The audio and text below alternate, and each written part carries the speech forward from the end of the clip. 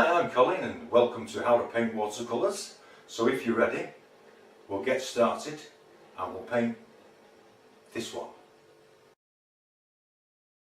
Hello everybody and welcome back to How to Paint Watercolours with me, Colin. I hope you're enjoying this channel. If anybody's watching who's not subscribed, please subscribe to this channel. It all helps to keep us on here.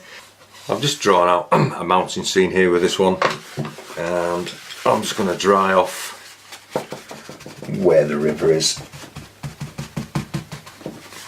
Keep that clean for now. Cad yellow light.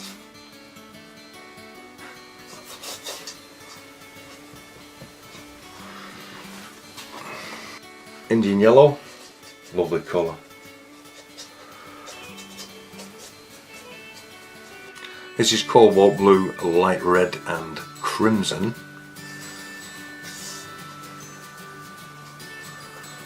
Just add a little more up here.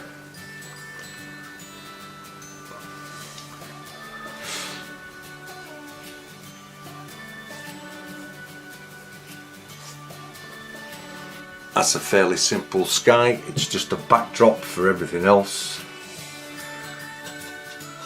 Put a bit in there. And I also want to drop some raw sienna in here. This is straightforward raw sienna where this bush is. On this one. Maybe a little bit here. This is Indian yellow and cobalt blue. Just bringing it into the ground. Around it. Drop some of the cad yellow light in as well, just for good measure. Maybe even a little bit in the bush. Or sienna and light red.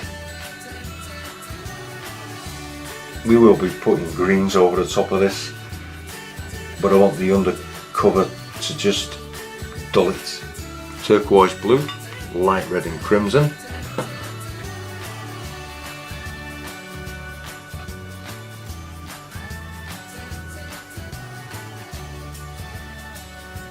And then with a kitchen roll, I just want to take the tops off.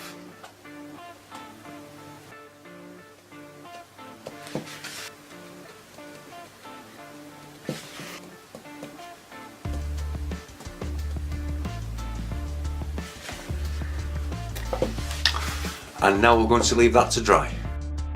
Okay, your sky's dry, I'm quite happy with that, and I'm just coming to this set of mountains here and I'm just going to wet them all the way down to the tree line. It doesn't matter if you disturb the paint underneath the wash, it'll all be good. Into that once again, some of the sky colour.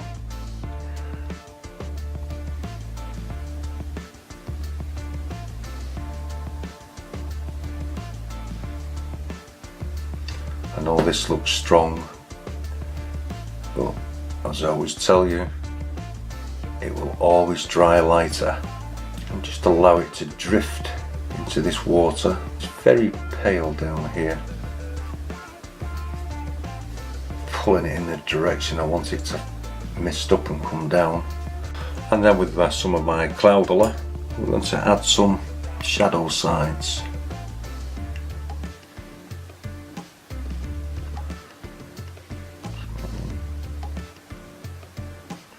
And as the paintbrush runs out of colour, of course gets weaker,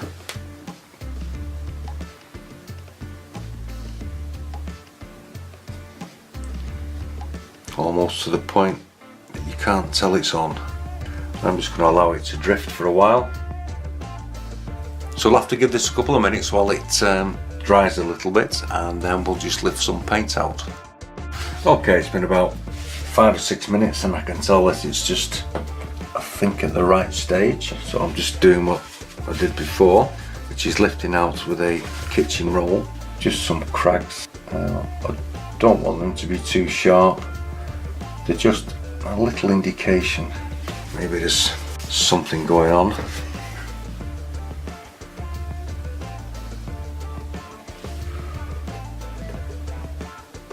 Okay.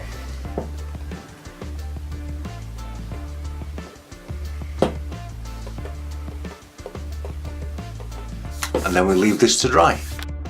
Okay, the mountains are reasonably dry, so we'll try this if you have trouble with your paper and it starts to dry out, I just re-wet the areas that I'm not painting, like the foreground here, and it will stop your paper from curling up. It's just a little piece of advice, or a little tiny bit of knowledge if you like. These are the background evergreens, fir trees, depending where you live. And don't forget, I do encourage questions and I do encourage comments. And if you've liked this video and you've finished watching it, please click the like button and please subscribe. Right, this is a cocktail of Raw Cobalt Blue with a tiny bit of crimson in, and it makes a very soft greeny grey. Okay, and you can see how I'm putting these in. There is no great hardship. Just making them all different sizes. And once again, as the paintbrush hits the water, it starts to run out of paint, stronger towards the front.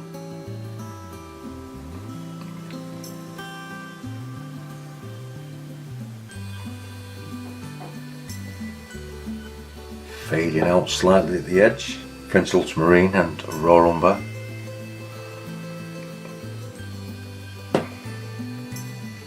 Just darkening off the bottoms. Once again, just mopping up along the bottom edge. And once again, we have to leave this to dry, and then we'll put the next set of trees in. Okay, now the background trees have dried off a bit. I just wanted to show you how easy it is to keep your paper damp and wet.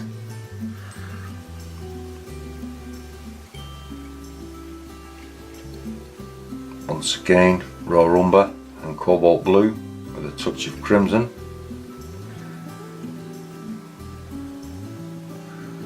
The board is still set at an angle, so this paint will drift.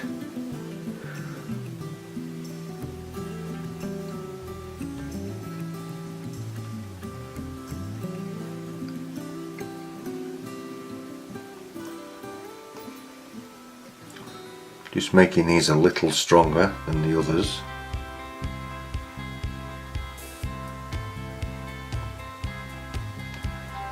I also want to drop some of the sky colour in.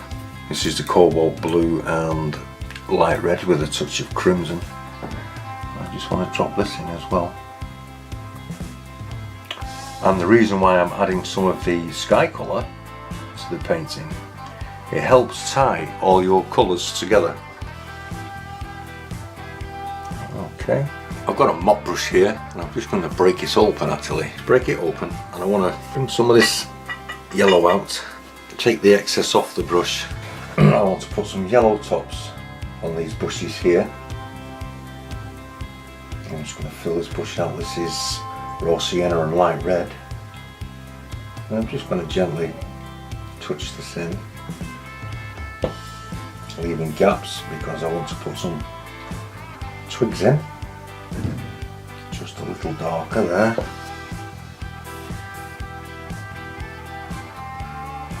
And then with your burnt umber and French ultramarine, what I want to do here is just put a dead fir tree, just using the rigger brush. Now I'm just going to pull some twigs out, branches, dead branches.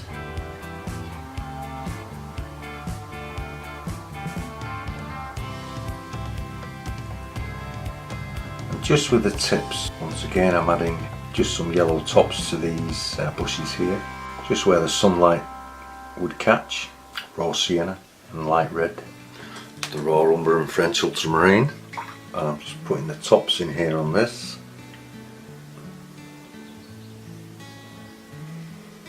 I'm using a number 4 round and squeezing it almost into a flat brush. I can start to put the foliage on this. This is the raw umber, once again with the French ultramarine.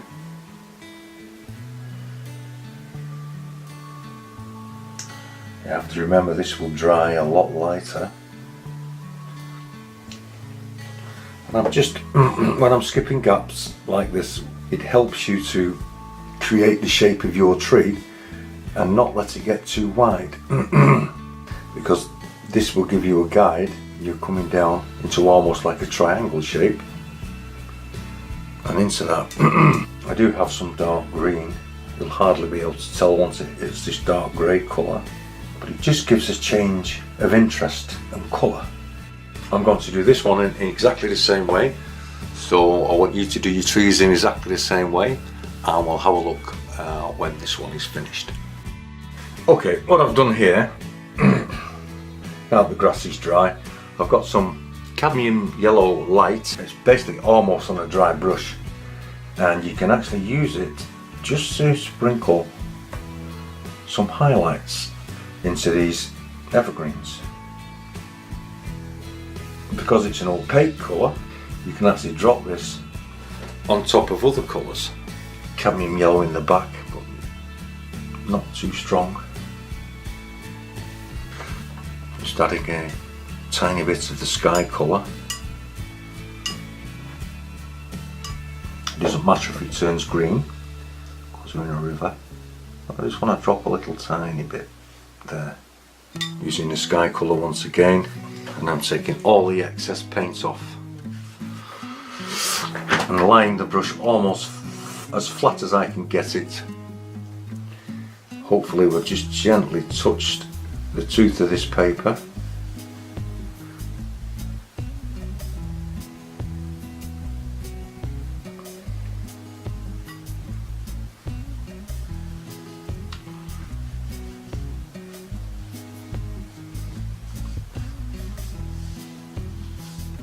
Doing my best to make sure they are all horizontal strokes. Once again, I'm just going to put a little tiny bit of Indian yellow, just stroking it in.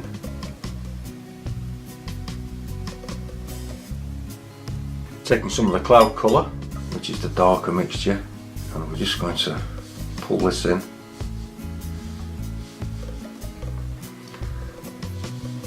Just to emphasise the deeper area of the water. I also want to drop in some reflections here of green off the bank.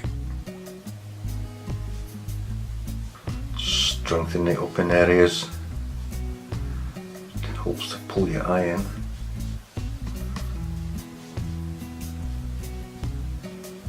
Maybe just take out a light patch here and there in the middle. And taking just a little bit of the cloud colour.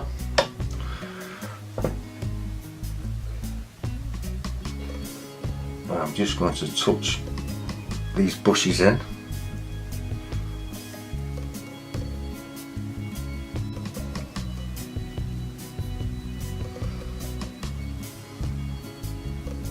Just bring a few tops out on this one.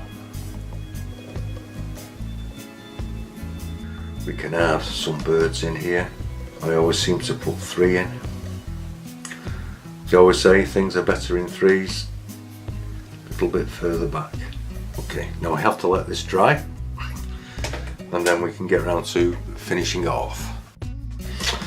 Okay, welcome back. Your river's dry, you've got your ripples in. I've just scratched in a few more ripples where the water's a little bit deeper, just to give a little bit of movement. And we've just got this tree trunk to put in here. Just bring some out for a little shadow underneath the tree. Just add a little colour. Damp brush, just soften this into the ground. This attaches the tree to the ground, and then once you have that, you get round to the best bit. This is where you get to sign it, mount it and frame it. I hope you've enjoyed this video. If you have, please click the like button and subscribe. Subscribers are always welcome, and it costs you nothing. And if you'd like to see further videos that I've made for YouTube, I will leave a link in the description box, and it will take you straight to them. Thank you very much for watching.